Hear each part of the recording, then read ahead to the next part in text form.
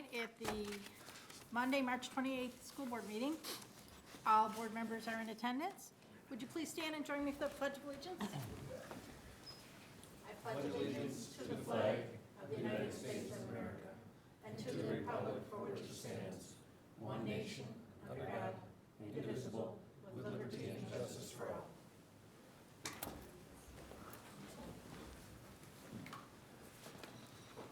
Before we move approval of the agenda, I'd like to ask for a motion for a closed session this evening after our study session. So moved. Second. For what purpose? For the purpose of negotiations. Thank you. So moved. Thank you. Second that. All in favor of the closed session, please signify by saying aye. Aye. Any opposed? None. Thank you. Then we will move to approval of the agenda. Would someone like to make that motion? So moved. Second. Thank you. All in favor of approval of this agenda, please signify by saying aye. Aye. Any opposed? Thank you. That brings us to recognition of students, staff, and public. Let's see.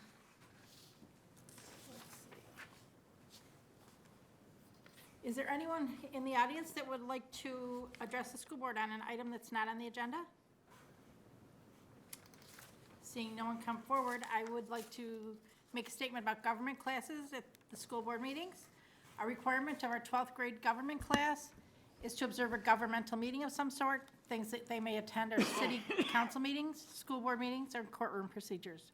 The social studies curriculum guide identifies essential standards, one of which is to understand the role and influence of political processes and organizations by examining the role of interest groups, think tanks, the media, and public opinion on the political process and public policy formation. I recognize there's one student in the audience. I'd invite you up to just state your name and what class. I know you're from Jefferson, but if you just tell us who your teacher is, we'd appreciate it. Hi, I'm Taylor Shoup from Mr. Starlene's classroom from Jefferson High School. Thank you for coming tonight. And at the end of our session, or at the end of 1 hour, whichever is shorter, you can ask for a signature on your agenda from one of the people on the far left, okay? Or my far left, you're right. Thank you. Would someone like to move Part A of the board agenda? So moved. Thank you. Second. Thank you. Part A is our board business, our field trips, contracts, and finances. All in favor, please signify by saying aye. Aye. Any opposed? That brings us to Part B. And first thing is Bergen KDV financial consultant Matt Mayer is here, and I believe our finance manager Rod Zivkovich is going to speak to that first.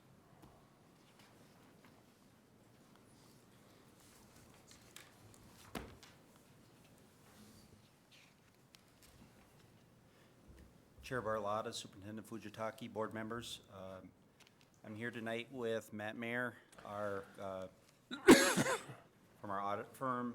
He's a partner with the audit firm. We're here tonight to just kind of do a financial review, kind of give an update of some of the items in the way of budget enrollment, and then also have a conversation regarding our overall fund balance. And then Matt can kind of give a historical approach to it, both of our district and then other districts within the state.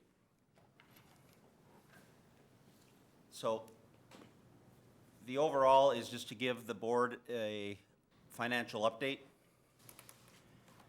As we've talked many times, we, on a periodic basis, look to sharpen our pencils, look at, before we do a budget, while we're in the middle of a budget, what other dollars we have out there that we can allocate for resources. And that's when we talk about our long-range planning model, that's kind of the different pieces we're talking about. One of the biggest pieces, as we talked many times, is enrollment.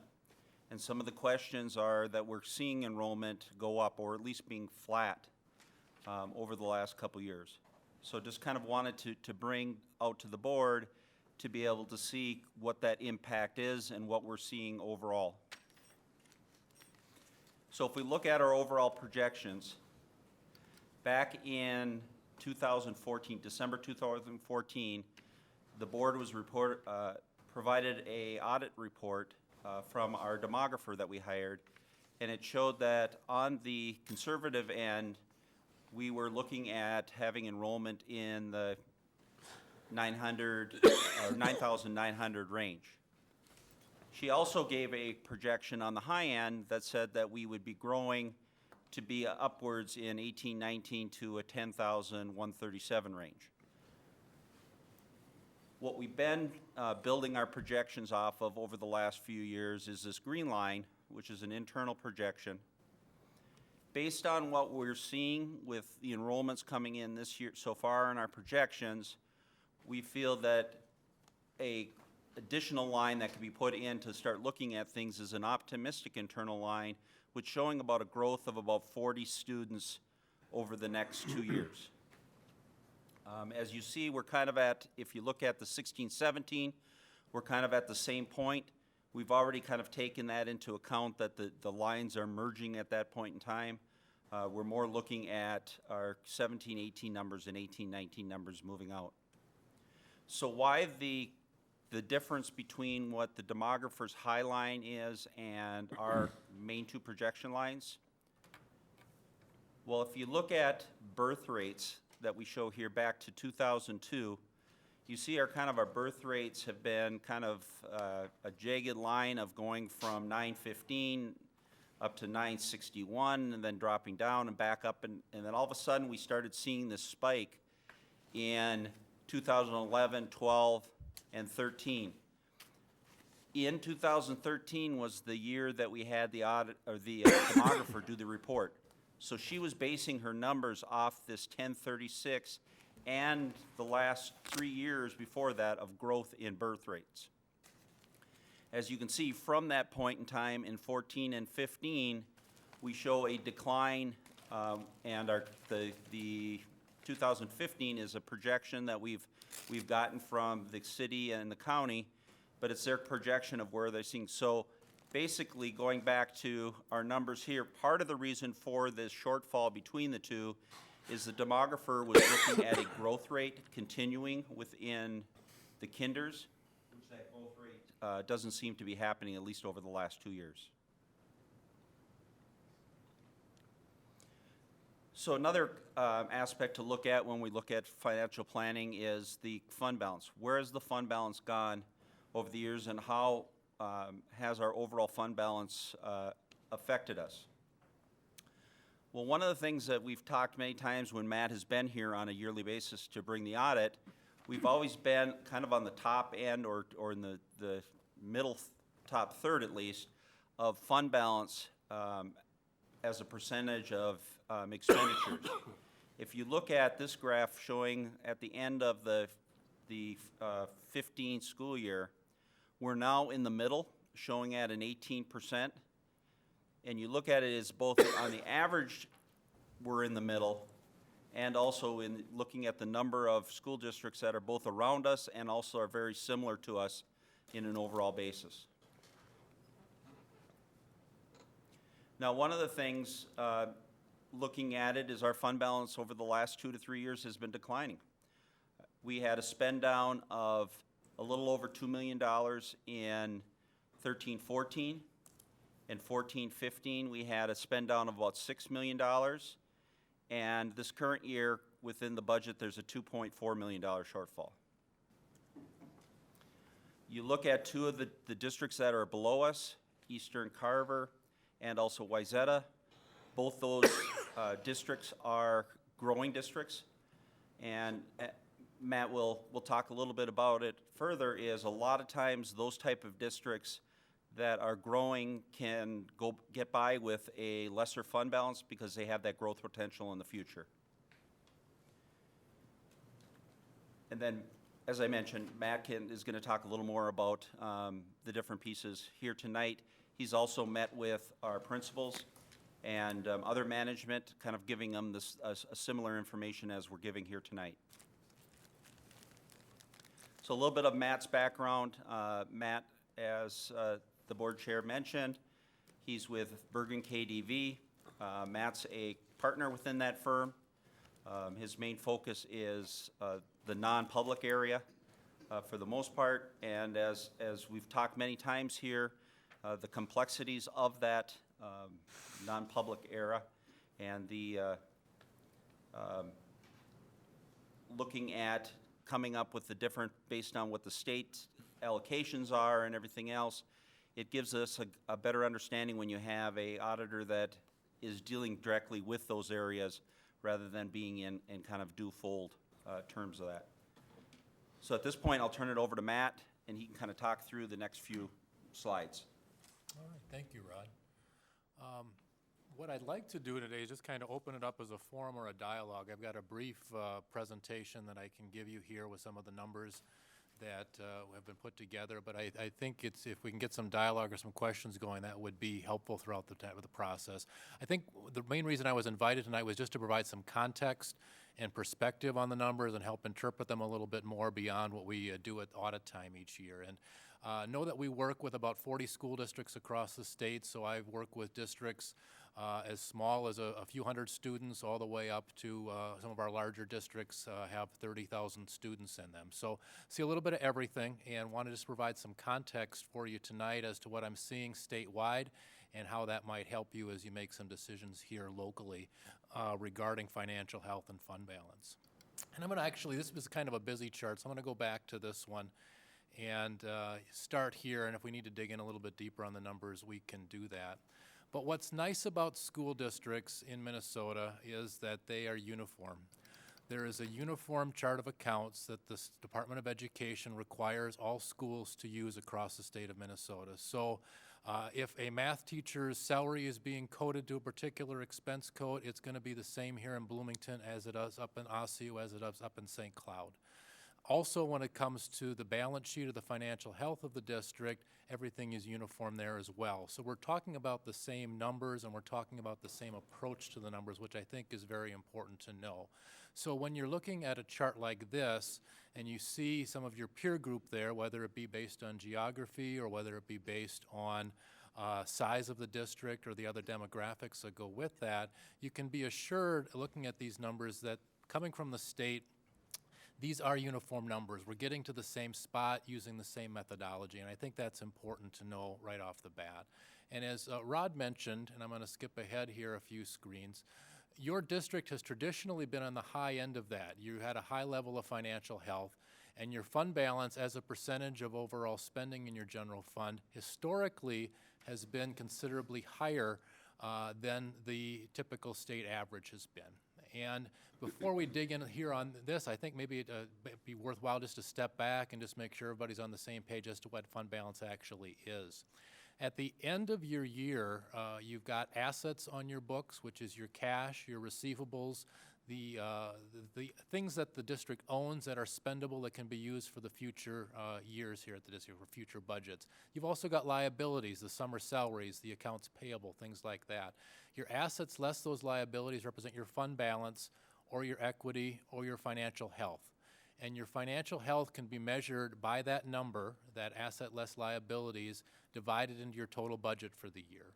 So when we come up with a percentage, that gives us a benchmark or a number that we can use to compare you to your own individual goals, and it also helps you compare yourself to others.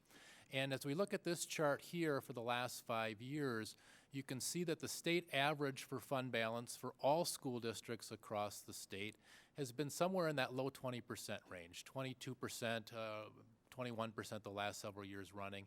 And your district has been traditionally higher than that by about 4 or 5 percentage points. But as Rod mentioned, you've had deficit spending each of the last 3 years, and as a result, you've been spending that fund balance down. It's been a conscious decision of you as the board and as administration to do that. It's been part of the budget process, but it is something that you've decided to do, is use resources that you had built up over time and spend those down. So what we're saying is when that fund balance goes down is that the resources coming into the district are not sufficient in a particular year to cover the resources going out of the district. You're not what we would call in structural balance, that we're not balancing things out on a year-to-year basis. And what happens then is that fund balance number at the end of each year ultimately goes down, and as it goes down in real dollars, it also goes down as a percentage of your annual budget. And you've gone just in 1 year from 2014 to 2015 from about 25.2% to 18%, about a 7% decline for 2015. Now, the numbers aren't completely available yet from the state for all districts, but we're anticipating that a typical district in 2015 is going to be around that 20% mark still. And as Rod showed you here with your peer group,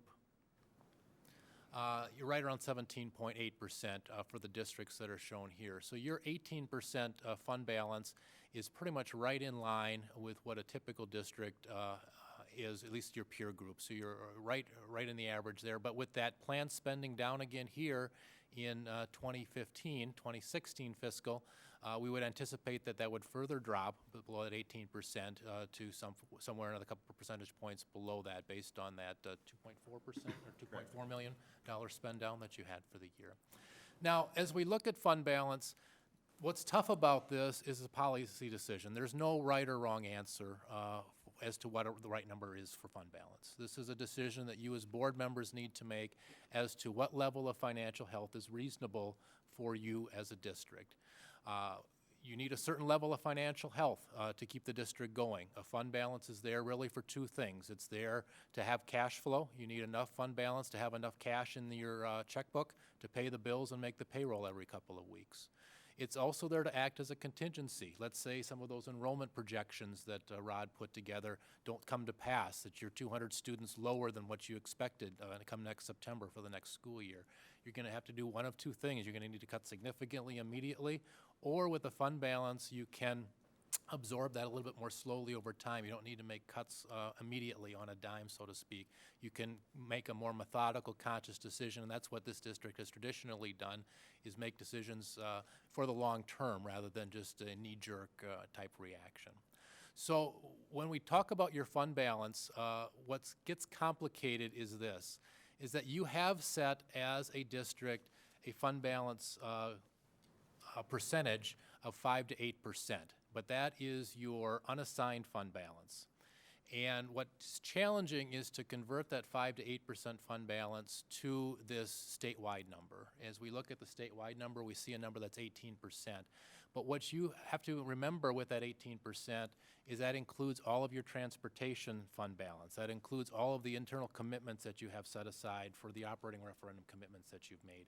The state doesn't recognize the internal commitments that you as a board have made for specific projects within the district here. And that makes sense, because if you decided to do that internally, you wouldn't, up at Edina or over at Burnsville, they could make those same internal decisions, and we wouldn't have that nice uniformity that we're talking about. So understand that that 18% number that we're talking about includes all those internal commitments, all those set-asides that you have made. And if we take those away, you're actually on the lower end, or actually a little bit below that 5 to 8% level that you've established for yourself when we look at the remaining unassigned fund balance. I think it was about $6 million on a $140 million budget for last year, which actually falls below the level of financial health that you've agreed to as a board here going forward. So there's a lot of numbers up there. I think maybe what I'd like to do before I lose you, or if I get off track, is just bring you back in for some questions. And if I can elaborate on anything in particular, or talk a little bit more internally about where you're going with it. But my goal tonight was to do two things. One was to provide you some context for the fund balance percentage, to give you some uniform perspective on where you are in relation to your peer group throughout the state of Minnesota. And then also just to provide some context on what fund balance is. And that is that it represents the financial health of the district. A reasonable level is necessary to keep the district going, to keep the district sound moving forward, and that ultimately is going to be a policy decision that the board needs to make. So as you make that decision, I just want to be able to provide that context and certainly answer questions that you have as you start to make those decisions moving forward here. So I'll leave it at that and jump back in as you have some questions. Director Sorm. On this particular one, we're the only ones that have that separation category. Could you explain why the others don't? Yes, I'd be happy to do that. There was a set-aside that you have. It's a commitment for separation benefits. And what's challenging about governmental accounting is that we look at things very much in short-term perspective. And what we're talking about when it comes to spending is what actually goes out in cash in any given year. And what's not accounted for in that fund balance or those liabilities, some of those longer-term commitments that you have. And under some of your collective bargaining agreements, there are severance packages that will be paid out after an employee leaves the district.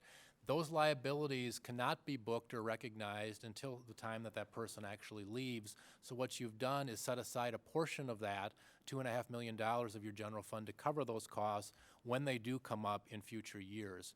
So that is also included in the 18%. Even though we were talking about an 18% number, about 10% of that, about 2 full percentage points of that, is actually for dollars that you're not going to utilize in the next budget cycle, but are actually set aside for these commitments that you have made under some collective bargaining agreements for the future. So anticipating this, we made a decision a few years back that we wanted to do that in case something should happen, or there were more severances or whatever it was. We'd always have the money, and we wouldn't have to borrow money to pay off all of those obligations. Correct. I think we did it twofold. One is this is a portion of it. The other portion of it is we sold bonds, OPEB bonds, to be able to pay for that so that the general fund would no longer be hit with each year of severance payments for each of the different bargaining units. So the general fund wouldn't be subject to any kind of ups and downs that might occur because of some obligations, financial obligations. Correct. Thank you. Director Bennett. So do other districts not do that separation like we have this year? Or is this not listed there? They have, they probably are either doing one of two things. They have a separate fund set aside for it from some of those bond proceeds like you do here as well. That liability is significantly more than $2.5 million. I believe it's a $16 million liability for you. Yes. So that part of it's going to come out of the general fund, part is going to come from other resources. But other districts are taking that out of their overall or the general fund balance then. Okay, so if we're at 18% now, we've been declining over the last couple of years. Is there a number that we should be worried about getting below? I mean, if we hit like 15%, 12%, 10%? I think that goes to that policy question again, as to what level of financial health are you comfortable with, and is reasonable for you. And again, what's challenging is that you have established a fund balance policy in that 5 to 8% range, but that is after taking all those other commitments that you have for transportation, severance off of that, and you are falling below that right now. So I can tell you, from our perspective, you are below what your board-approved level of financial health is. Based on that, and I must have another couple charts to give you that perspective. But also, I think this chart shows it the best, is that you have made conscious decisions to spend down resources that you've had in the past, and you are starting to see the impact of that in real terms as a percentage of your overall budget. Now, does that impact your cash flow? Does that impact the ability of the district to move forward? Again, that's a policy decision and working with administration. Those are questions to ask as to what critical point you get when you start feeling the pain when it comes to falling, to 15, to 12, to 10, whatever it might be. And Rod, do you have any estimate of what we're going to be at after this next budget cycle? Well, I would guess after this next budget cycle, we probably will be in the 16% range. Okay. All right. For coming this evening, Matt. Happy to be One of here. the nice things about waiting is that most of my questions were already asked and answered, but I'm curious to know, the one question that I did have was after our internal commitments are subtracted from this, what happens to the number, and you answered that early on, but the question I'm interested in is if we dip too low, which I think is pigtailing on what Director Bennett asked, are we running the risk of ruining our AAA, AA, single A rating? I can't speak to that specifically. Rod may have had some discussions with some of your bond rating agencies on that. I mean, as I think the board was provided in the last time we sold bonds, one of the comments from the bond rating agency was that we're kind of teetering at that level that could cause us to drop below our AA rating. And they didn't give us that firm number if you go here. No. Okay. But just the fact that they're sharing that information is something that we need to take heed to. They look at the financial condition. I mean, they don't look at it as in some regards, as a pure school district. They look at it as they're rating a organization. And they see an organization over the last 2 years have spent down $8 million or negative spent over $8 million. They start worrying about where that organization's going. And so they will evaluate us on our next time we sell bonds of what, are we leveling it off? Was it actually planned, or is this something that we're falling off the table? Just a quick follow-up question. I've been accused of oversimplifying things, so this might be an oversimplification. At home, when our sons dip into their account, they find it very easy to spend, but it's another story to build that account back up. Is it oversimplifying things by saying that it's a difficult process to build back a fund balance once it's depleted? I would say it is, in a sense, from my perspective, and Matt could add. I look at it from a business manager of a school district.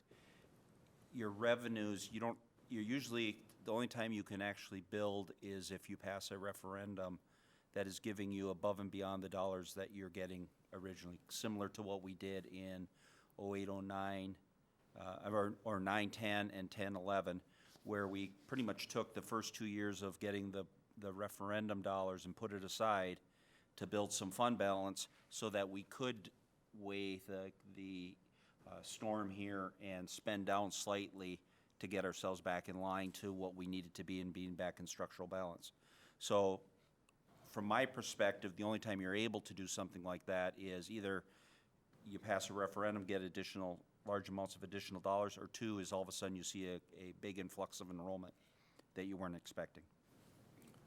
I would echo that. I think the inflationary increases received from the state are absorbed pretty quickly in the cost of doing business on a year-to-year basis, so you don't see a lot of benefit from that. So absent a significant enrollment spike, and as Rod indicated, there are a couple of your peer group that are in a growing phase. There's a lot of development going on in Eastern Carver, a lot of development going on in the Wayzata area, and as a result, they have some of that luxury to be at that lower end of the scale. But what I also have found is that if you are deficit spending and you got to a point where you feel we can't do it anymore and you need to level off and start building back up, you more significantly notice the operational impact. A parent is going to notice that impact significantly. A student's going to notice that impact significantly. And that talks about those cuts that you need to make so abruptly that I was talking about, where if you're able to smooth this out, think consciously about it in the long term, it makes a much easier process. If you decide all of a sudden this is going to stop, we're going to have to build it back up again, we're talking not just a couple $1 million here, we're talking significant amounts that are going to be significantly noticed. Not that what has been going on has not been noticed, but it's going to be much more apparent, some of the changes that you would need to make to start building that back up again under current environment. Director Sorn. And going back to the one where we show the percentages, fund balance comparisons, Yeah. the other way. This one? No, the previous one, or the other one, keep going. Okay, we got too many charts here. Yep, How about this that one? The fact that we have a percentage of expended, the yellow line shows the certain amount of fund balance, total fund balance, say whatever that is. The fact that we have designated or committed a lot of money to various funds, i.e. band replacement, uniforms, buildings, different things like that, really is, probably represents 10 to 12% of that 18%. Whereas and the only 5%, 5 to 8% is the fund balance that's free, in a sense, available for whatever emergencies might come up.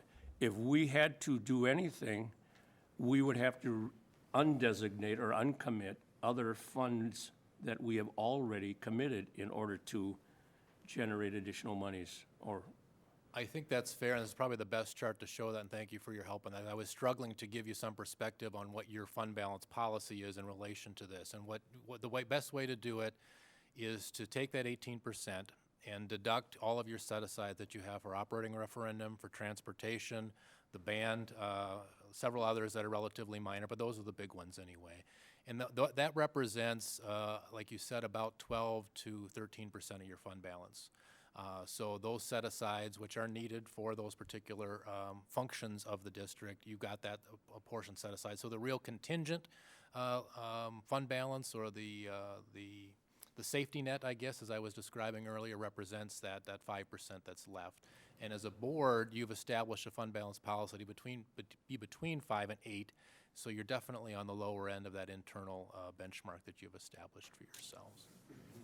What any of the other districts have in terms of their fund balances and/or committed funds either. We don't, and again, that's why the state says that's fine. You can make those internal decisions, but we're not going to let you count that toward your evaluation of the others. So everybody's on the same level playing field, so we can make these apples-to-apples comparisons, if you will, between districts that way. That helps out a lot. But we need to put it in the context when you bring it down to your local We're level. breaking it down. Good, thank you. Thank you. Anyone else? Director Oliva?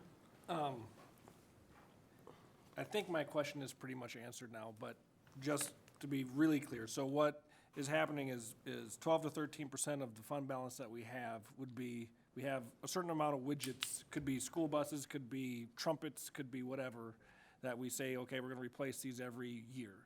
And so what the fund balance is for is, this year we have to replace 5 buses, or this year we have to replace 100 trumpets, or whatever it is that we've set that aside. Is that what the fund balance is for? So we already have in the budget that we're going to do a certain amount, and then the fund balance is in case we have to do extra? Does that make sense, or is that not, am I sort of getting off track here? Well, let's talk transportation. Transportation is, when transportation was originally set up within the district, we looked at it as a separate item. So you kind of have to take that piece off of it. We've looked at it as any dollars that they receive from the state, costs that they incur, and that they run it as similar to, it's like it's its own transportation business. So those dollars have always stayed in there. What we've done over time is, where a lot of times we would use district capital to be able to update something in the building, or if we needed additional buses, we'd use it there. What we said is, instead of doing that, why don't we set aside some of their fund balance for those type of things? So right now, I believe $1 million is for building, $1 million is for buses. A buses issue would be similar to a couple years ago, when one winter we had a bunch of our buses gel up. And we had a problem with that. So what we did is, when we went to the next year of buying buses, we said, we know this model is not giving us let's buy a couple years worth of buses to take those offline, trade those in, whether it's other parts of the country or other people that want those buses, we got to trade for it. So it's using those dollars for that. The other items, like referendum, the referendum piece, all it has done is really has been able for us to defer cuts over time. An example is, we had, that number was at, I think the prior year was around $10 million. Now it's down to about $4 million that we have available for offsetting costs the next year. We'll probably use another $2 million of that this next year to be able to bring it down. So the board has dedicated those dollars for future costs that will incur, so we don't have dips in making large cuts. Yeah, so like, if we didn't have the transportation fund balance, and now all of a sudden you have to get 10 buses because 10 of them froze because it's 40 below zero, now we're saying, where are we gonna get the money? Yep. Whereas if we have the fund balance there, we're safe. Okay, I think I get it. Anyone else? What's a restricted fund balance? I say it's unrestricted. Sure. And that's another challenge in trying to interpret this. The total fund balance of the district at the end of the last fiscal year is that far right number, which is about $27 million. So as you look at these numbers, there's a lot of numbers that are jumping out at you. There are restrictions, though, on about $6-7 million of that. That's the 3.6 million and the 2.5 million. When I make my audit presentation each year, I call those the dollars that come from the state with strings attached. Those are part of your fund balance, it's part of your assets of the organization, but the state tells you how to spend that. So for operating capital, for example, that needs to be spent on equipment and facilities, and that's all you can spend it on. You have no choice but to do it on that. You can't use that for any other dollars. There's other reserves, other restrictions out there, and they might be a learning and development, or it could be compensatory money that needs to be spent at a particularly targeted location or area. There are other ones set aside for ALC programs, things like that. You get a particular revenue stream because it's a particular grant or a particular aid from the state, and while it's part of your overall financial health and there are resources that are available for that program, you as a board don't have any discretion in how you spend them. They have to be on that particular program and nothing else. Okay, continue. Thank you. Thank you for coming tonight. We appreciate that.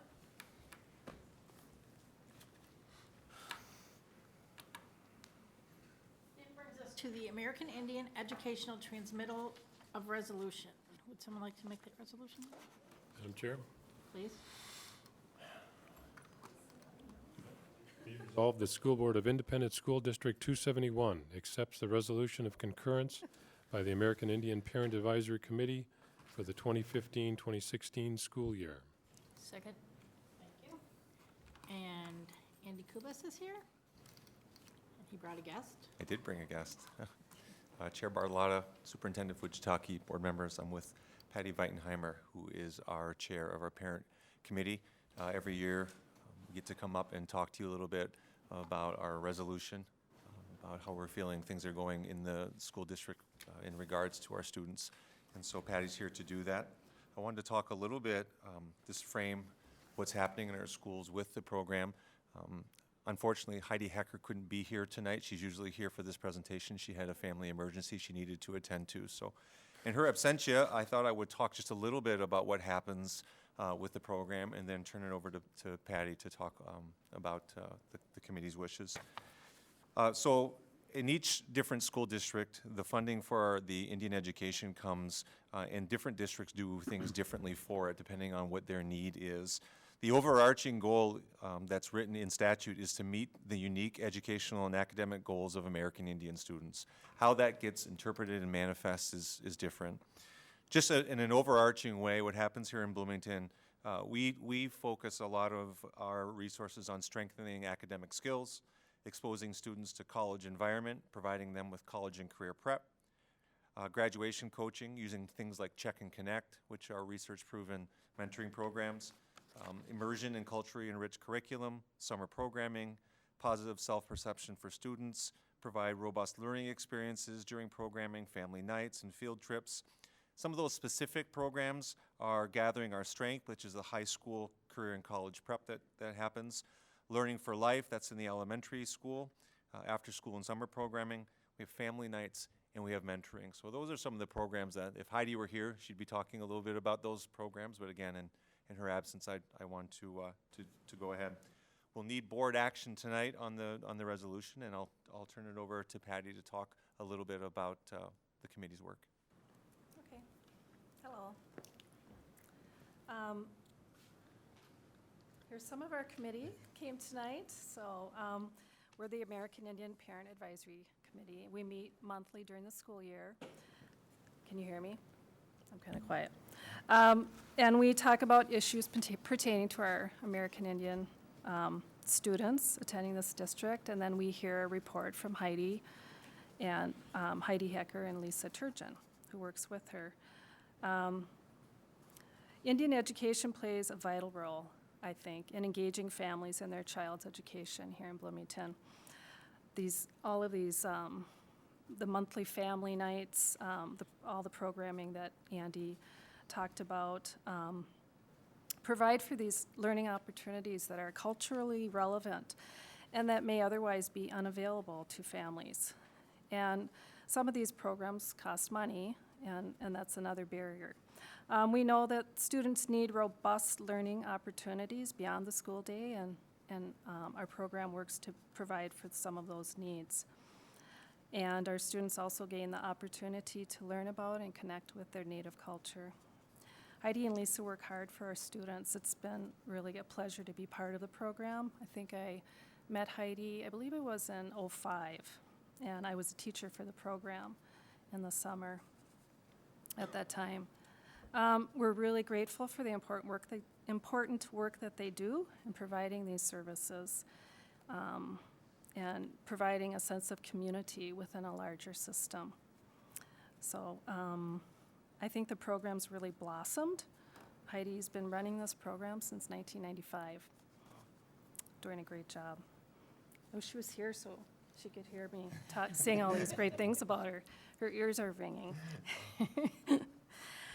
So each spring, we're required to come forth and vote. We voted as a group in favor of, or not in favor of the resolution. This year, we voted yes, that on the transmittal of resolution, we agree that the district is working to meet the needs of all students, and we acknowledge the progress that has been made, but still acknowledging that there's a continuing need to close the gap in some areas.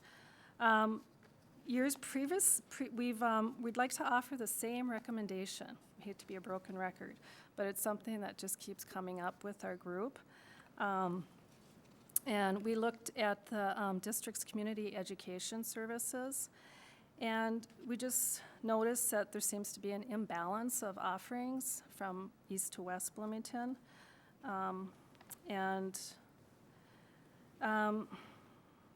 We just feel that there's some barriers to accessing this program beyond the school day.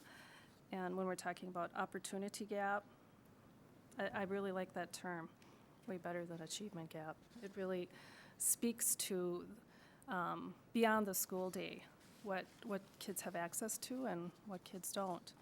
And I think it's a good place for us to put our efforts towards. And I know Andy's going to be a great advocate, and I'm sure you all will be too, towards that.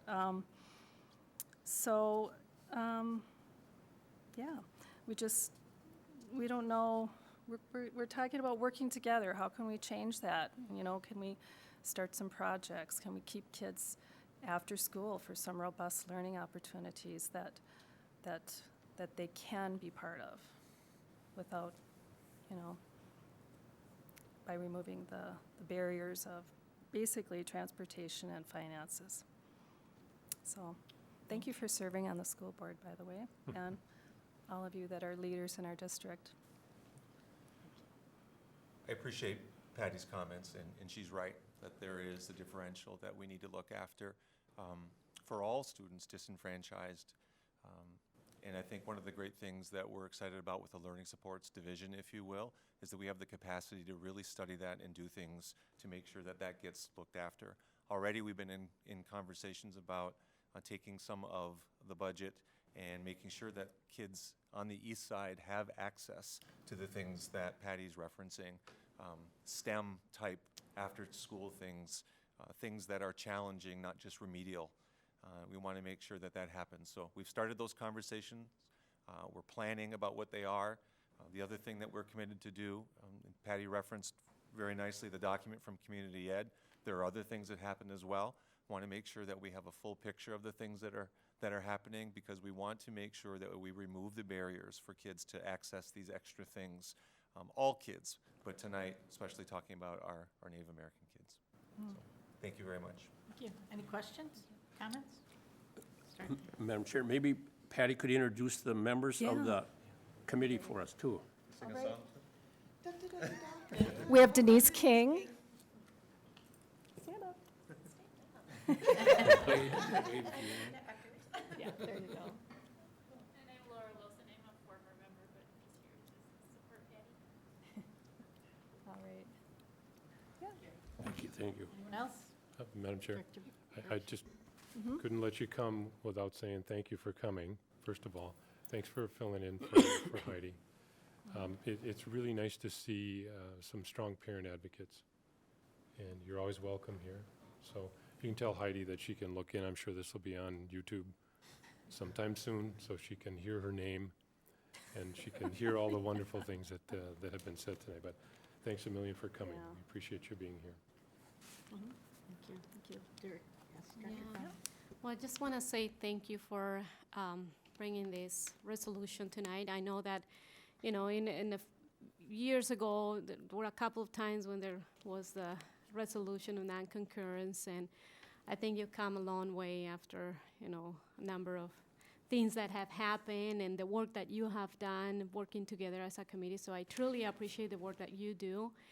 And just want to say that, just touching on that, that achievement gap, that opportunity gap, that it is so important that we continue to really pay close attention to what's happening and that we continue to work together really, in a very, let's say, aggressive way, really go after that kind of gap to see what kind of opportunities we can find for our students so that we make sure that we're providing everybody with the same level of opportunities so that they can all be successful. So if you could please keep us updated on how things are going and what's happening and what differences we're coming or we're seeing happening in just in general, will be nice to know. Yes, we will do Please, that. thank you. Anyone else? Director Lee? Well, once again, I'd like to say thanks for coming. It's unfortunate we only get to see you once a year, but you're here. I was just wondering. You could come to a family night anytime. Yeah, I was You're just all gonna say, welcome to come. Is it open to really everybody? fun. And we have a graduation ceremony on May the 15th at Moyer Park. Okay. Come on down. Well, I'll have to get on your email list. Yeah. So that I can get updates Yeah. as to. You can look on the website, Indian Education, and Heidi's got everything listed too. Okay. I will do But that. that would be great to see you there, yeah, all of you, any of you. I was wondering, over the past few days, I've read probably half a dozen to a dozen articles that talking about this specific topic, and Yeah. one of the things that keeps coming up over and over and over again is culturally relevant curriculum. And so, and it was funny, there's this great quote here. It says, I'll just read a little part of it. It says, superficially adding native arts and crafts to a curriculum does little to improve native students' achievement. It says, rather, effective cultural programs validate native culture at a social and psychological level. Optimally, this validation includes redefining native students as competent learners, negotiating cultural barriers to reach out to native parents as important partners in education, and creating a school climate that is nurturing and accepting of native students' cultural identity. And out of all the articles I read, I thought that one really sort of nailed it home what it is that we need to try to accomplish. There were some others that said, a lot of times what happens is up until about fourth grade, there isn't much different, but we start to see this drop off around fourth grade, and then we have a much lower graduation rate among our Native American students. And so I'm just wondering if you could fill us in briefly or generally some of the issues that you see that we're specifically trying to target or help, or if what I'm saying here makes any sense, or if you have a completely different perspective. I mean, that's a big loaded question. Yeah, it's a big question. Well, first So and maybe foremost. I just need to come to parent night, but. Yeah, come to parent night. Parent engagement is everything, and I think, to me, I see, the parents, we come together, build a sense of community, but we feel part of the bigger system when we do that because it's, it's part of Bloomington schools. Indian Education is a program within the schools. So parent engagement is huge. Heidi's done some work with curriculum, and she meets with, and we've done some work with learning standards in the past years, and I think there's been some progress there. And a big part of it is just getting parents, everybody to get involved and, to be, it's a big question because there's a long history too Right. to talk about, and that it's a healing process, actually. Well, it was funny because I was reading one of these articles and I was looking at it and it said basically Indian education since the 1830s has just been a matter of shifting priorities, where in 1832 it was, well, we need to Christianize and civilize the natives. And I'm like, wow, to read Well, there that, was I'm like, actually holy cow. kill the Indian, save the man Yeah. is, you know, really what was written in government documents. Yeah, and so then, 170 years later, we're still Yeah, trying to get away from that. And I think it has a lot to do with, like when you read in, every now and then you can see posts where people say, the Europeans brought over black workers from Africa to work in the fields, and you're like, hey, wait, no, they mean slaves, right? And so, I guess, so that comes to the question: do you feel like what we're doing here is culturally sensitive, responsible, and well, I can't really speak for what's happening at the schools during the school day, but beyond, I think with the program, definitely, I think Heidi's doing a great job, and the work with the curriculum. so you do feel like we're moving in the right direction? Yeah, I think so. I hope so. I'm hopeful. Well, good. I Well, think maybe I'll so. come join you at one of your parent nights. Yeah, this- definitely. This That would be great. is one of those topics I don't know. It's like caffeine for me. I just love it. I can't get It's enough. getting people to participate, and one thing about our history is that there was so much trauma that was incurred. My own grandparents were institutionalized in boarding schools. It's not that long ago, Right. although I am pretty old, getting older. But, so, that's what I say, it is a healing process. Well, it's like my dad, So getting, as a Major League Baseball player, used to have to stay at people's houses because he wasn't allowed to stay in the hotels of his white Yeah. teammates. And And I- it's like, it's not that long not that ago. long ago, so we still need to open doors and get involved. So that's why we're serving. Hey, girls? Yeah. Awesome. I think, just to provide some closing context, I'd say that's, again, we could frame that as a credit to the committee, because it is a trust issue, and we could probably stay all night talking about it, unpacking what that is. A credit to the committee. We talk about engagement versus outreach. And so, what I would say with this committee is that they're engaged. It's not just outreach, this tertiary stuff, they're engaged in setting a great model and as Patty said, being part of the process. Making sure, in your quote, Heidi does great work, and we, partnering now in learning supports with Assistant Superintendent Melby with instruction, making sure, as I've said before, that we're involved in question one. We're in the planning process of curriculum and things like that, not being consulted after the fact. And I'd say in closing, just from a curriculum standpoint, we need to make sure, Emily Stiles said it best however many years ago, but students need to have windows and mirrors into their curriculum, that they need to see themselves and see others in the curriculum. And that's what we endeavor to do, to your point around the curriculum piece. Well, thank you. I'm going to find you. On that. I'm going to find it on the website. So be prepared. Okay. Forewarned. We're You don't know here. what you've done. Yeah, you don't know what you got yourselves in. Thank you, Director Kubus. And we now need to vote on this resolution. All in favor, please signify by saying aye. Aye. Any opposed? No. Thank you. That'll bring us to a summer school update.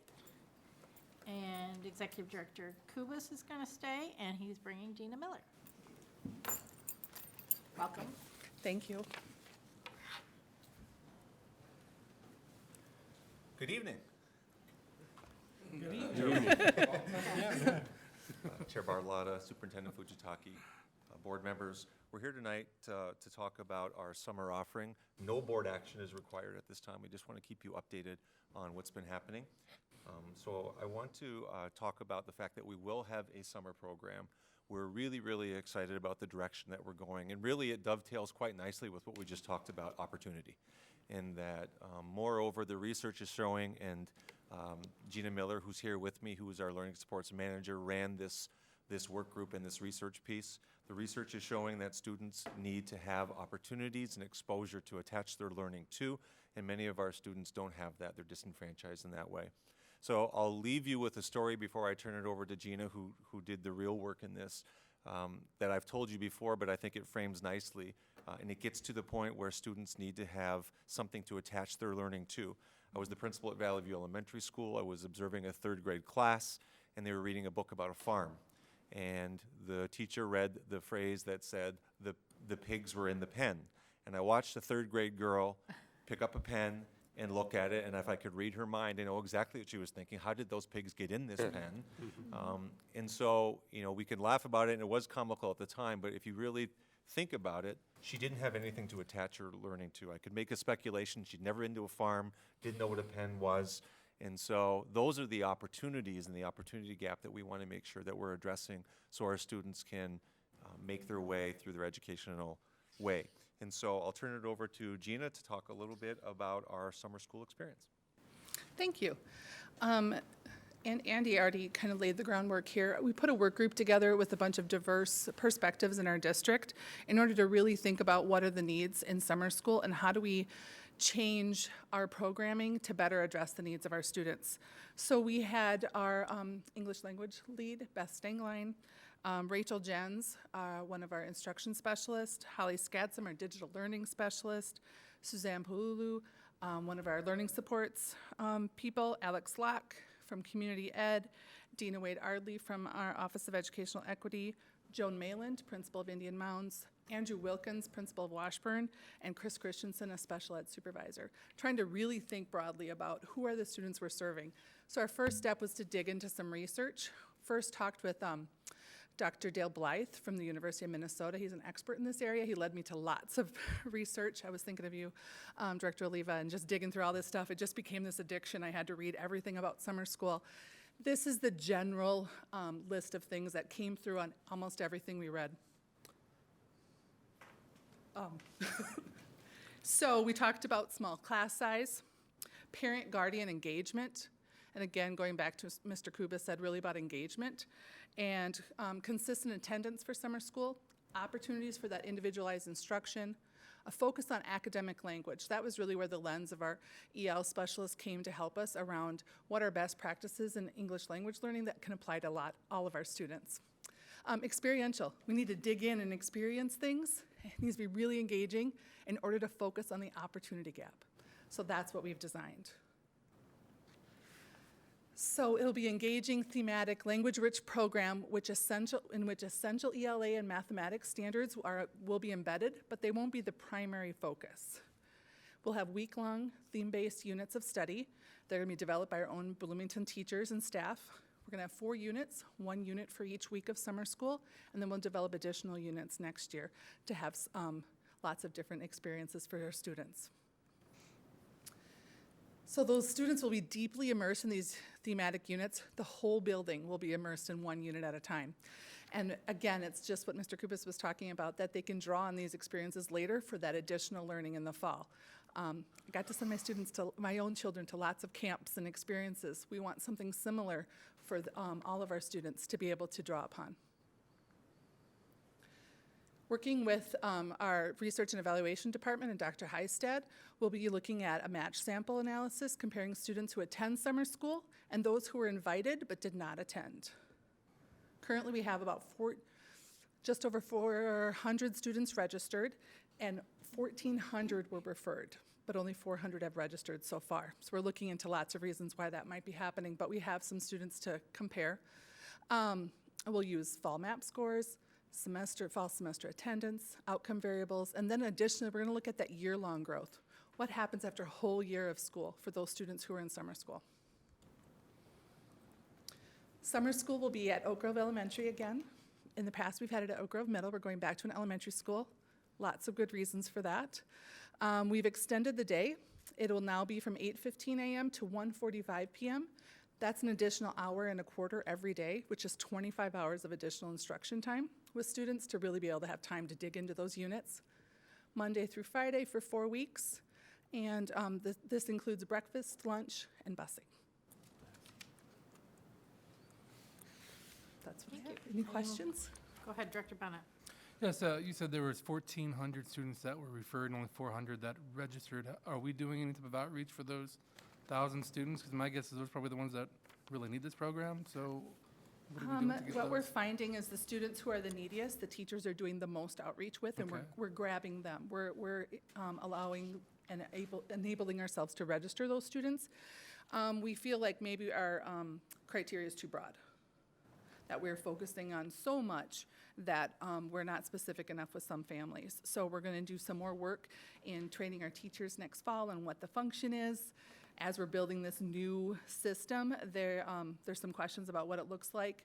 So we have opportunities to build that. It's consistently what it's been like the last 3-4 years, is that we refer that large number and capture about a third of that.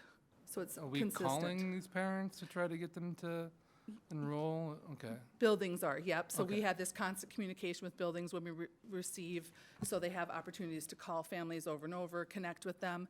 We send out referrals, happen in January, and then that's before all of the conferences occur.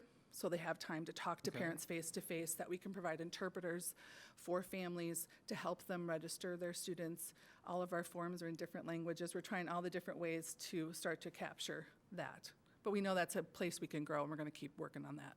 Okay, and I would imagine that some of the barriers to this is because of childcare coverage, and you know, Yeah. 145 doesn't really, it's not really conducive for people that work in families. So is there any connection with Kid Safari programs for these kids or anything? Yep, we work with the Kid Safari program. Our busing connects straight to our summer programming, so they can choose before and after school care. Some families that hadn't been sure about sending were happier about the longer time. That worked better. It's figuring out what works for the most number of families. We used to start earlier, now we're starting a little bit later, hoping to capture more of those kiddos that just aren't getting up in the morning and getting on the bus because it's summer. So it seems a more family-friendly time. So we're trying lots of different ways. We're always looking for different things to see how we can capture more of our families. 8:15 in the morning is a little early for the summer. That's why I like to sleep in the summer. That's me.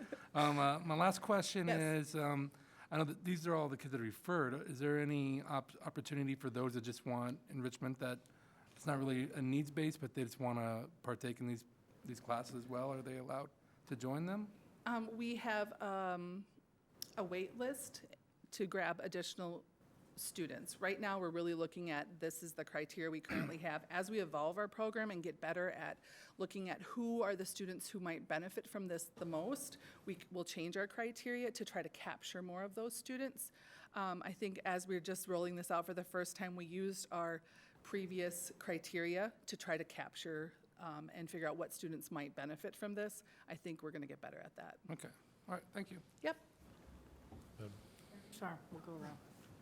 And is this K through 5, kindergarten? Yep, it's students who are leaving kindergarten and leaving fifth grade. And it actually starts at 8:15, or is that breakfast time? It's, some students will eat breakfast right away, some will eat the second shift. When there's 400 students, it's a few shifts. Right, okay. And then busing is included but there are parents dropping the kids off. Lots of parents drop their students off too. Yep. But we don't want not having busing or transportation to be a barrier. Right, right. I just want to know, you have 400 students that'll be at Oak Grove Elementary, but you're reaching out to other ones, so how many can you actually have at Oak Grove Elementary, and do you have to go somewhere else when you reach that, what's the number of the max you can do for the summer there? We're committed to keeping those class sizes small. It's actually number of classrooms that will limit us and allow us the opportunity to look for another location. If I get to do that, I'll be super excited. Right now, Oak Grove has 23 classrooms, and right now I'm looking at filling all of them with the summer size classrooms. All right, thank you. Go ahead, Director Corn. Okay. Can you tell us about staff that will be with the students during that time? I'm currently hiring the staff right now. We're looking at teachers who currently teach in Bloomington, and we're a wide range of teachers, all with elementary education licensure. We have a lot of our teachers who are English language specialists who are very excited and are wanting to teach summer school this year. This is right where their wheelhouse is. They know this. We have lots of applicants. Director Bergstrom, do you have a question? All right, so I think the only question that Tom didn't ask that was on my list, are we getting any feedback from the kiddos that were invited but are not coming as to why they're not coming? That may have been asked in the 15 other questions, but I'm just wondering if you're getting any meaningful feedback from parents or students that, you know, no, I can't get up that early, or my backpack isn't big enough, or whatever the reasons are, is it meaningful and is it getting back to you? We're getting some. So we get some from teachers who anecdotally get that information as they talk with families and try to encourage them to fill it out. We also have on our registration form, if you're choosing to not come, can you tell us why? We're getting more of that. So right now, the primary reason, top 2 reasons some students aren't coming is they're the older elementary and they don't want to come. So we're hoping as they hear about a different type of summer school, that might change. And families are busy. They already have their students in activities and going on vacations, and those might not be the families we're targeting as we think about this and evolve it further. So those are the top 2 reasons that we know right now. And then just one quick follow-up, if I may. For the kiddos that are identified, you would benefit from this. They, for whatever reason, don't come. What is their academic outlook going into the next grade? Are they just incrementally getting farther and farther behind? Are we, what can they look forward to? So I haven't done an analysis on those students right now. That's part of the work that we'll do with Dr. Heisted. Research would tell us that those students, the gap gets wider. But if we have to figure out, are we targeting the right programs during the school year to close that? There's lots of other efforts we're doing to try to ensure we work on those students and support those students who are struggling academically. But I look forward to the research we'll do with Dr. Heisted to kind of look deeper into those questions. Great, thanks. As part of we're excited in the learning supports world to have this program with us. We know, Gina's done, as you've heard, great work with bringing a work group together to look at things differently, knowing that traditional summer school didn't maybe give us the best results, maybe right out of the gate, but they weren't long-staying results. And so working with the University of Minnesota researcher, knowing that he's an expert in the field, we're looking to innovate and do things better to make sure that we're helping our students out. The second phase of this, as we've come up with our philosophy around what summer should look like, our second phase that we'll start working on very quickly is what should the year look like with the after-school classes? What philosophy should we have there that kind of melds with what we're talking about here around experiences that are fortified with math and reading standards, but knowing that experiences and that opportunity gap is really what it is. Just coming from Valley View Elementary School, a student, just anecdotally, a student who struggles all day long does not want to stay for another hour and a half to struggle more. And so what is it that we can be doing from an opportunity standpoint to give them some more schema, more experiences so that they can attach learning to? So it's not necessarily an A equals B equation when it comes to opportunity. There's a lot of variables in there that have to happen for a student to be able to get that. We're excited about that. Director Corman was first, but Dr. Bennett, sorry. Yeah, Oh, sorry. okay. Excuse I me. didn't see her over there. I just have one more question, considering the fact that you're talking about non-traditional summer school. Just curious to know for our non-English native speakers, are you including any kind of activities, or have you thought about something that is related to their native language or the language that is spoken at home, when it comes to reading or any sort of other activities where they can be kind of immersed in their own language, since we know by research that, doing those kind of things and reinforcing those kind of skills would actually benefit in the development of the second language in a stronger way. I think when we think about the number of languages we have in our district and number of students, that seems like an overwhelming proposition. And so then we look at the next set of research that talks about building background knowledge, building schema so that we can attach new learning, and using really good strategies that our English language teaching staff know to build that language base is our next bet. So that's what we're focusing on. Now, Director Bennett. So are we still calling it summer school? We are right now. Because that But might be we part of tried the really hard to problem. think of a different name, and we kind of failed at that. 'Cause, I think that it has that negative connotation, and it does. first thing a parent hears, well, your kid's been referred to summer school, they're, it's like a failure type thing, and so they don't want to be part of it. So I don't know if summer enrichment or something would be a better name than summer school. If we can kind of Yep. branding has a might do some wonders with enrollment, maybe. Summer super fun time. Well, we don't want to be misleading. Summer super fun time, I like that. We might steal that. Trying to figure that out and have it not be a competition with what's been summer blast and that type Yeah. of thing in the past, so it's not more confusion for families. We're looking for ideas, so I'd be happy to All right. think All right, about thank that. Okay. Anyone else? Thank you for coming Thank you tonight. very Thank you for your Thank update. Next, I will invite our Director of Communications, Rick Kaufman, to tell us a little about his Realtor focus groups. Good evening, Madam Chair, Superintendent Fujitaki, and members of the school board. Thank you for the opportunity to come share with you tonight. I have a number of slides to share with you about the recent Realtors Focus Group.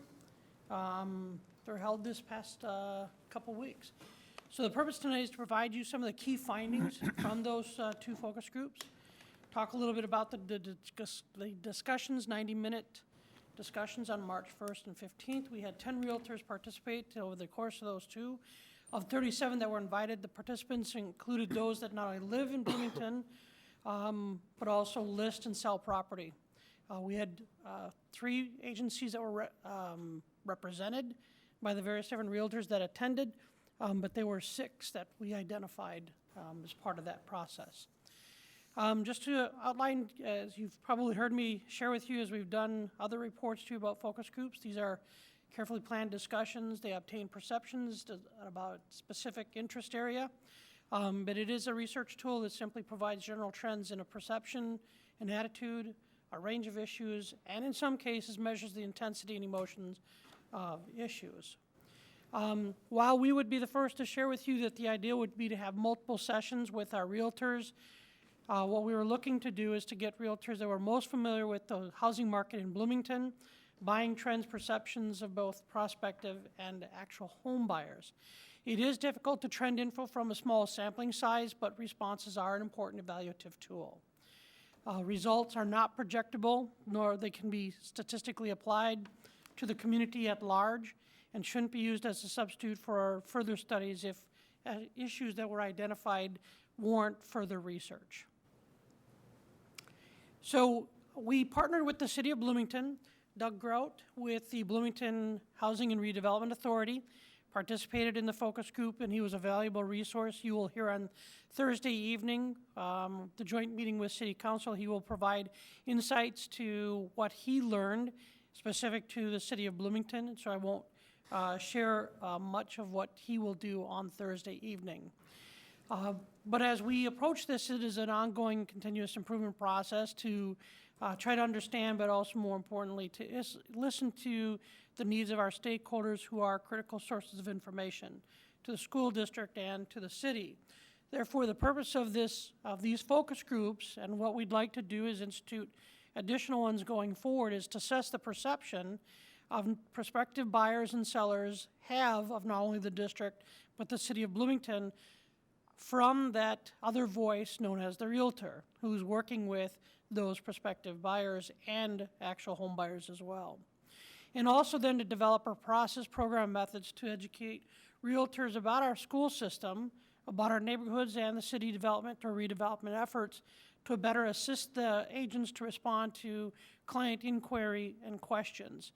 Many of you may remember that Bloomington Public Schools annually had a forum which consisted of information sharing as well as tours of schools. Addie Matson, my predecessor, did an amazing job with our realtor groups, but about 10 years ago, those were no longer part of the efforts of the district, primarily because realtors felt that they had enough information, that many of them had been selling homes for a number of years in Bloomington and did not feel that it was necessary to do that on an annual basis. You will learn from the insights shared tonight and in the report that was provided to you that we're going to resurrect that program. There is tremendous value in that, and it's probably long overdue, and that's one of the recommendations that the realtors did provide. So I want to share with you specifically, there were 3 primary or significant perceptions that came out of this, and I will highlight some of the findings within those 3 primary perceptions. The first one is that the city and the school district has an image problem with prospective home buyers, including families. Participants, and when I say participants, these are the respondents, the realtors, cited a perception that neighboring communities, and they specifically identified Eden Prairie and Edina as having more to offer with respect to high-achieving schools and a larger selection of affordable housing. But that's driven largely by 2 home buyer websites that serve as a primary source to prospective buyers. Let's note that is Trulia and Realtor.com, both of which pull a lot of their information from greatschools.org, which specifically ranks schools based on test scores. It's interesting, as we did research on these 2 websites, that not only is this a primary source for prospective home buyers, but in ranking the schools, they rank across a large, diverse group of schools, and in many cases don't identify all of the schools within that geographic area, specifically in Bloomington. But we do know, based on realtors and other anecdotal data, that parents spend a significant amount of time researching schools, and those 2 websites specifically were identified by the respondents.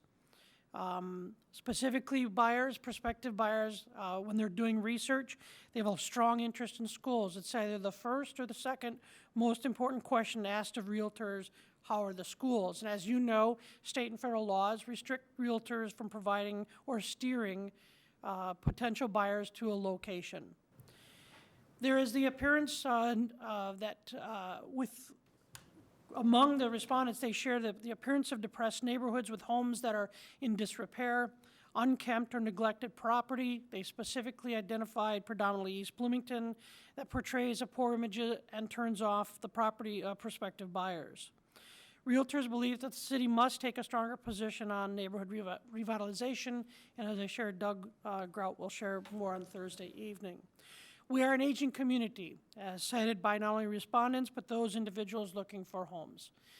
With that, young adults are less likely to buy homes today as an investment property, largely due to employment mobility. We are seeing, and they are seeing, that young individuals, professionals, are far more mobile in their employment, and therefore they're choosing more hip locations such as downtown Minneapolis, uptown, and around the lakes. Highly educated professionals are also not selecting Bloomington. They're choosing other locations where they say and identify that they find value in not only newer but newly constructed homes. We also note that aging Bloomington residents are staying in their homes because they want to remain in Bloomington, and there's a lack of affordable single-level housing, and they specifically would like to move into townhomes because of the preference for maintenance-free townhomes. Second significant perception is that while realtors were less critical, and in other words, they did not necessarily agree with the perceptions, by and large, of the prospective and actual home buyers, they did note, and I'll outline some of those things, that the area has changed and may have lost its luster. Currently, though, Bloomington is attractive to home buyers relocating from more urban areas of Minneapolis and also Prior Lake and Savage. Why? Because the homes, while they're similarly priced to where they currently live, we offer larger lots, a 2-car garage, and we have improved neighborhoods and improved schools compared to where they currently live. It's important to note that realtors say that the homes that are priced at $350,000 or less will move quickly if they are in move-in condition. Read that to mean that not only good condition, but also the location. Homes requiring significant renovations, remodeling, and upkeep to modernize within this price range are not moving as quickly. There is interest, obviously, for homes in the $350,000 to $450,000 range, but there's just so few of those available. And those that do come up on the market don't last very long.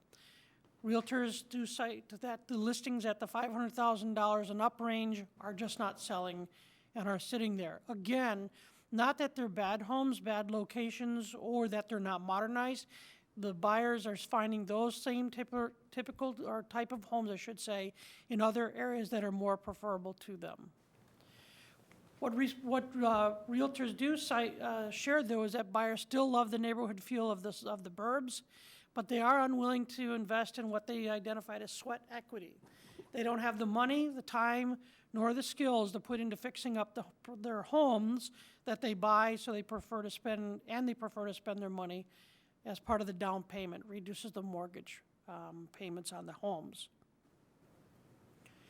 They did cite, a couple of realtors did cite that we're sort of in a catch-22. Young families aren't relocating here, although there is a strong interest as they look at Bloomington. But when they travel the neighborhoods, they're not seeing a whole lot of families. Even though there might be families there, they're not seeing families, and so they choose to go elsewhere. No new families equals a declining school enrollment. Last significant perception realtor shared was that, again, it's not the perception is reality, but they do need more information to counter what they're hearing, what they're seeing, and to respond. They believe that marketability of the community must be a collaborative effort with the school district, the city, and agencies that are supportive and or tied to these two entities. Specifically speaking about Bloomington, they want to see school achievement, unique programs, and make it easier for realtors not only to find information, but to access information. On the city side, in terms of marketing, they'd like to see the city highlight parks, trails, and the unique amenities, specifically the festivals like Summerfest, Center for the Arts and Artistry, they specifically identified the theater, and promote the walkability to attract more mobile and energy-conscious clientele. Huge positives with respect to the parks, also the bike trails, hiking trails throughout Bloomington are strong indicators of attracting families to Bloomington. And the strong suggestion is that from the realtors that we return to some form of a summit or a forum that's co-hosted by the city and school district, offers continuing education credits, but does provide latest updates, potentially includes tours of schools and of revitalized neighbors. It's interesting to share with you that of the participants, all were either current residents or former residents that had gone through the school district, except for one of the participants. And those that currently live here either have children in school currently or have children that haven't graduated from Bloomington schools. So they have a vested interest and they have a lot of background information and knowledge about the community. So as noted previously, our next steps will become, these findings will become part of an overall assessment to guide our efforts to, one, enhance or improve the school district. I always speak for the school district reputation and image, and an ongoing effort to attract and retain families. Be part of our conversation Thursday night as Doug and I co-present to the city and again with the school board, and determine how our two entities might individually and collectively communicate and collaborate more effectively with realtors. Be happy to entertain questions. Just one general, not to dwell on any one particular one, but you said that there's a state law that realtors can't steer customers or clients to a particular area, and yet we're trying to market as best we can and give them all this information about why we're better than any other area. They can share information when prospective buyers or people that are shopping about the school system or about the community. They're looking for that kind of information. I was going to say at the MSBA conference, I don't remember which one it was, maybe it was last year. I went to a presentation from Centennial School District, so I was just going to throw out there, their presentation was on marketing their district. And so I would offer that you may want to borrow, not steal, but borrow ideas from Centennial. So I was just, as an idea. Thank you. Rick, thanks for the presentation. So there was a couple slides back. If I remember it correctly, the seniors are staying longer in their homes, don't want to leave, but if they did leave, they would want to leave to senior living, lower levels senior living, and we need we need more of that? Am I interpreting that correctly? Partly, and I would invite you, Mr. Bergstrom, to ask the question, that same question on Thursday. Doug would have more insights. But what we heard is that seniors want to stay in Bloomington, not necessarily move to assisted living places, but single-level dwellings where 2 bedrooms because of family or grandchildren, and not a lot of maintenance to that. And there's not a lot of townhomes that fit that description, is what my understanding is. Sure. So they're hanging on until they. They're hanging on, and the affordability too, because there may be others, there may be single-level dwellings throughout Bloomington, but not within the price bracket that they might be wishing to spend. And they certainly don't, like young buyers, don't want to spend money on fix-ups or remodeling and renovations. There were numerous comments shared by realtors that when they're showing homes, they're still seeing some of the original wallpapering and carpeting, in some cases the appliances dating 20 and 30 years ago. Sure. It's a repair and not update mentality. If it breaks, we'll fix it. Otherwise, leave it be. Right. Yeah. Okay. Thank you. Oh, let me just expand on that too, because we, Superintendent Fujitaki asked me if we had any realtors that serve predominantly families of color, non-English speaking families, and we did invite 2, and one did show, and the other a former employee of Bloomington Schools. We just haven't been able to connect, and unfortunately she was not able to make the 2 sessions because of childcare issues. But the lady that did attend sells apartment complexes to prospective buyers, so she has some unique insights into the apartment living, in that the apartments still are a huge draw for residents throughout Bloomington. Again, going to, people want to hang on to their money and not have to spend it on the kinds of things that, for home buyers that do that. That's also something that mid-career, like myself, would tell you that we heard from others, folks that have already owned homes and are relocating, finding the upscale, mid to upscale apartment complexes in Bloomington are very attractive. Would it be fair to share the names of those realtors that were here, that were part of it, or is that somewhat confidential? I don't have the list in front of me of the individual realtors. Okay. I don't see why it would be an issue. And then secondly, with our community engagement and so forth, I remember when we did have this years ago, that I was a member that more observing than participating as a panel. But this couple school board members might have some influence too on the next time we have a session like that. Anyone else? Go ahead. Yeah, Mr. Kaufman, thank you for that very helpful information. Just one question about when you talk about young families, are there any more reasons, or, can you tell us a little bit more about the reasons for young families to not prefer to move to Bloomington? And when it comes specifically to Bloomington schools, to what it has to do with education, is there anything in specific that they seem to be looking for that they don't seem to be finding here? The recollection that I have with a number of the realtors, because we kind of pressed on that, in a focus group, you ask questions and then you probe a little bit deeper based on the responses. And a lot of it had to do with the value of the home that they can buy in a neighboring community. Specifically cited Lakeville, because they're larger lots for the same price, newer homes. And by and large, the perception is their school district is very similar to Bloomington. The knock wasn't against the district as a whole, that we're not a good school district. It's that the lack of information on these 2 websites, and in some cases that realtors had about the school district. They remember their school district from when they went to school here, and that's been a long time. A lot has changed. Or when their kids went to school. Right. Anything else? Thank you. We look forward to Thursday Thank you night, so hearing much. more about it. That brings us to the bid award for Kennedy High School bleacher replacement. And our Executive Director of Finance, Brad Zivkovich, is going to tell us about that. Who would like to make the resolution? Oh, So moved? No, we aren't there yet. First, we got to read it.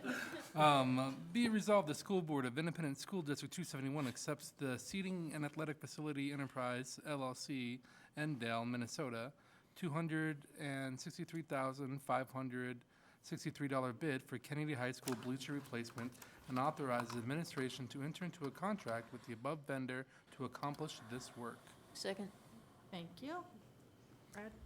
This is a summer project with our all facility funds. We did a similar project at Jefferson, I believe, in 2010, 11, I believe it was. Anyone have a question? Director Bennett? So are these bleachers at Kennedy, they're going to be kind of like the same type that are at Jefferson? Yes. Except blue and gold? Is that what? Okay. Those are nice bleachers. Madam Chair. Yes. Rod, thanks for coming. The bleachers that they're taking out at Kennedy, those are the collapsible wooden ones primarily? The death traps. Does this company, Athletic Facilities Enterprises, do they take the wooden ones? Are they recycling them? Do we have any idea what they're doing with them?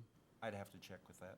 Okay, I'm not asking to have them delivered to my house, but I'm just saying that they're wood. I don't remember what kind, but that wood will have a use somewhere. Somebody can repurpose that, and I'm just curious to know what they do with it. Okay, I'll check into that and get back to you. Great, thank you. Anyone else? Hearing none, all in favor of this bid award for Kennedy High School bleacher replacement, please signify by saying aye. Aye. Any opposed? None.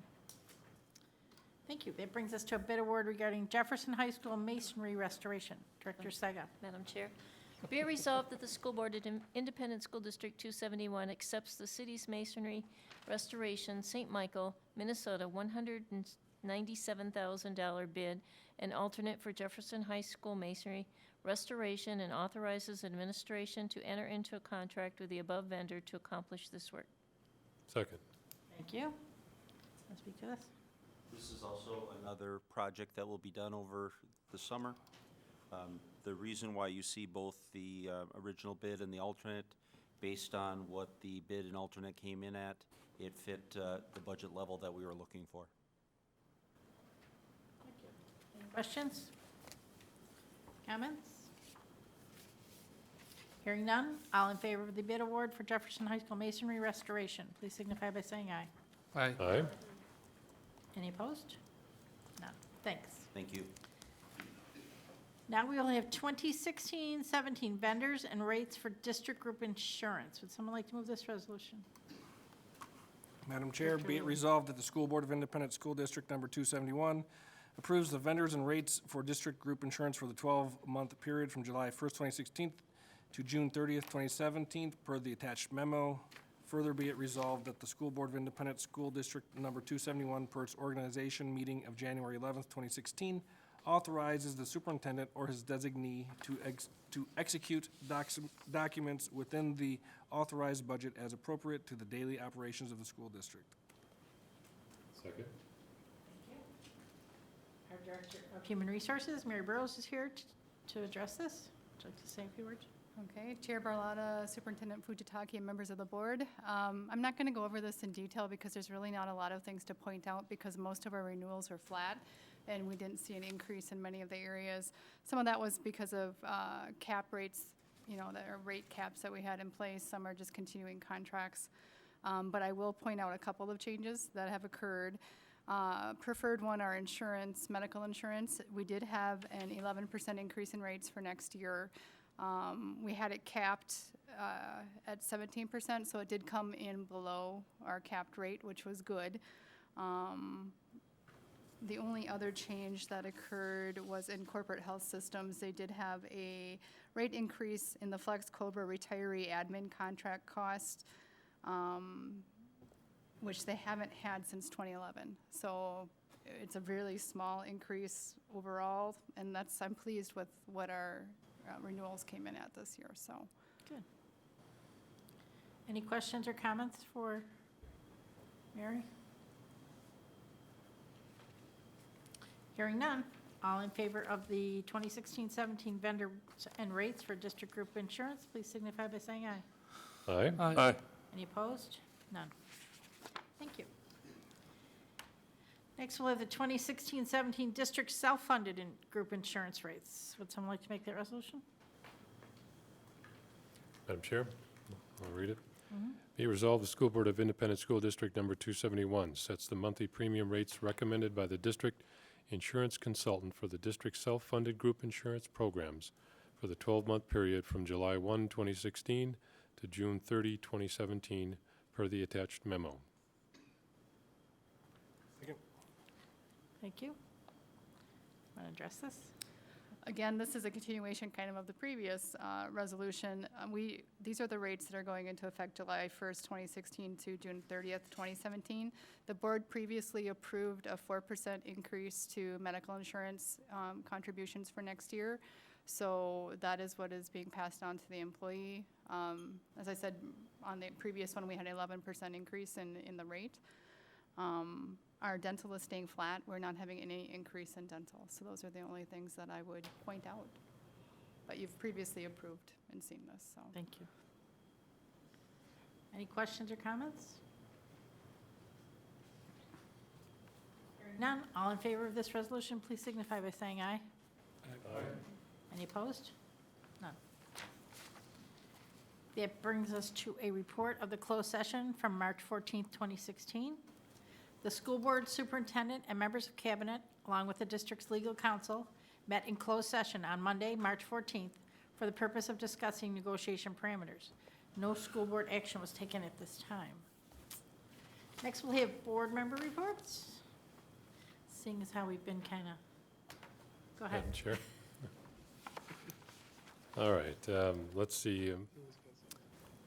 I had a 917 study session, and in that study session, we went over, we had a funding review, so it was similar to what we saw this evening, but a little bit more in depth, just benefits of membership or intermediate special education funding. The minutes of those meetings should have been sent out, and they should be available for everyone to look at. But that particular study session was a couple hours long, and it was very informative.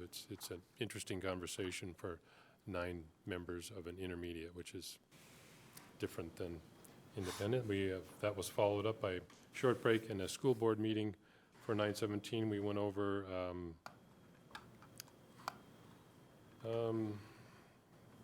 reviewed a new policy for special education health services, which is an interesting policy.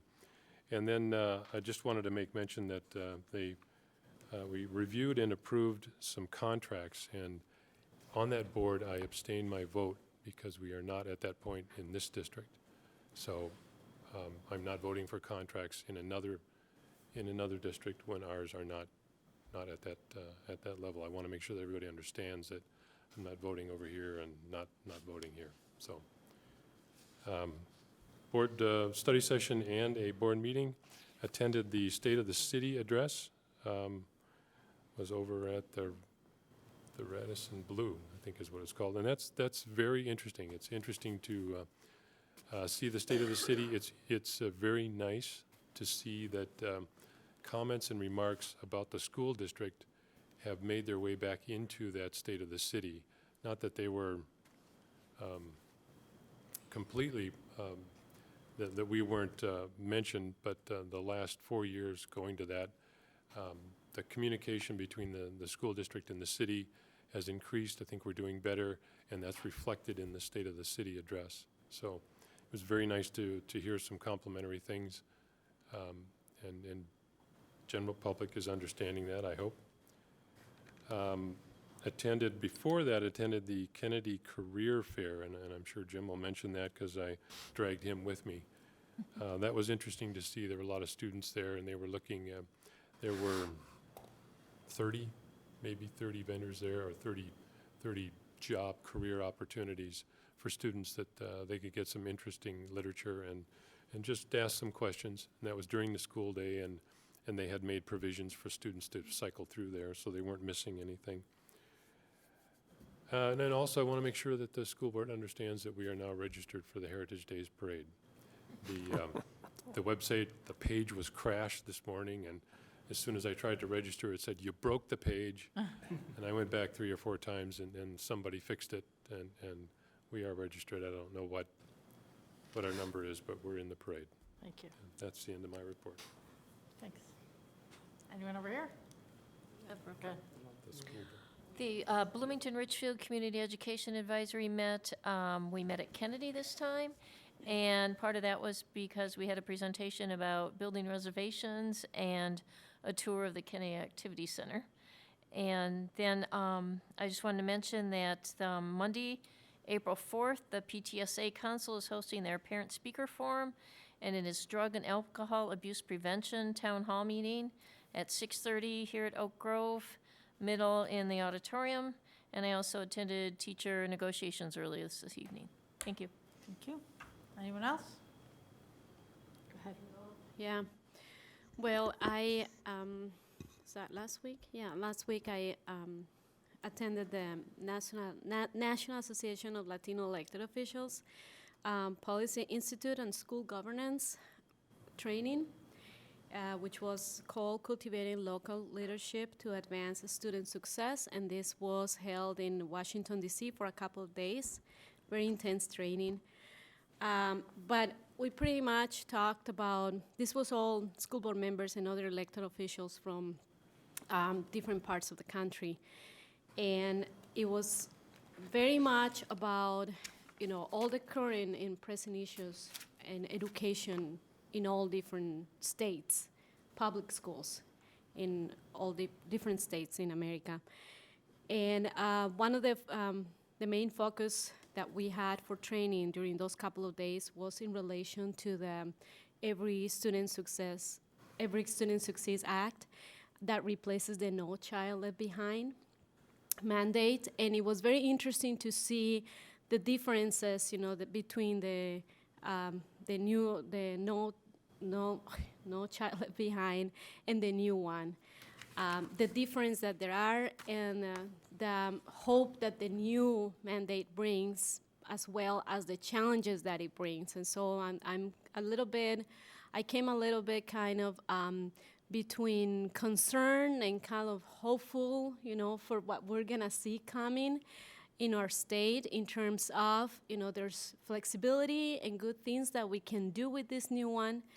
But at the same time, with all the things that we're gonna have to get done, and all the accountability that comes along with this, comes the challenge of funding. Once again, it's money. You go do this, keep doing more, but your state is gonna have to just figure out how to deal with money and how much they're gonna give you, and if they're gonna give you anything at all, so that you can accomplish that. And what we have to accomplish is gonna be a lot. So just very curious to see how things are gonna happen between now and the time when everything, is completed, all the regulations are completed, and how this is gonna play at the state level, in the repercussion that that's gonna have in our school districts. Because what I can see coming is we're gonna end up working more and with less money every time. So it is really important that we keep in mind that we need to continue to advocate for more funding, because there's more coming. So anyway, that was a very good opportunity, and I just wanna say that I had the opportunity to look at what other school districts from other parts of the country are doing, the way they're doing things, the challenges that they go through. And I am very, very happy that we are in Minnesota. Definitely, every time I travel for any of those conferences that are education related, I always think, not everything is perfect, but we are in a good place, considering what's going on in other states.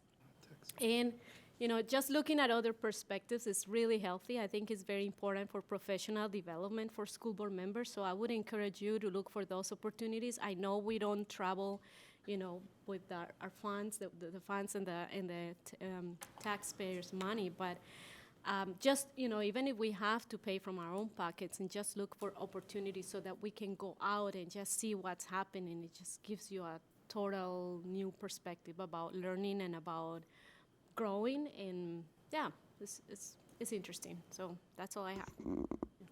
Anyone else? Hearing none, we'll move to the superintendent's report. Thank you, Chair Barlotta. I have 5 announcements. First is there will be a joint city council school board meeting on Thursday, March 31st at 7 p.m. here in the Arlene Bush Boardroom. This is the 4th joint meeting in the past 18 months. Second is that the school board and its youth advisory council will meet on Monday, April 4th at 5:30 p.m. here at the Media Center in the Oak Grove Middle School. Isn't that the 11th? 11th. Thank you. Okay, sorry, 11th? That was April 11th at 5:30 p.m. All right, the third announcement is that the annual district-wide food drive will be held on April 25th through April 29th. This is a collaborative effort between the school board, the PTSA Council, and the school board's Youth Advisory Council. And the beneficiaries of this food drive is Veep. The next announcement is that the annual Senior Achievement Recognition Banquet will be held next week, Tuesday, on April 5th at the Airport Hilton. This is an event where seniors from both of our high schools are recognized for excellence in areas of art, leadership, curricular, and volunteerism. Also, the top 10% of each class is recognized. Over 120 high school seniors will be there, and we expect a full house of almost 300 attendees at that event. And the school board is the host, so. And the school board is the host. And I'd like to take this opportunity to recognize and thank the sponsors that make this event possible: the Mall America, Richfield Bloomington Credit Union, the Education Foundation of Bloomington, the Jefferson PTA, the Kennedy PTA, Daymaker Rotary, SunCurrent, Airport Hilton, and the school board. So thank you. Finally, the Heritage Days, and I thank Board Member Bergstrom for signing up, because registration for the Heritage Days Parade opened this morning, and within 3 hours, 85 of the 100 slots were filled. And the Grand Marshal for this year's parade will be Alice Segrin. So that concludes my report. Thank you. Thank you. Is there any other business to come before the board this evening? Hearing none, this meeting's adjourned.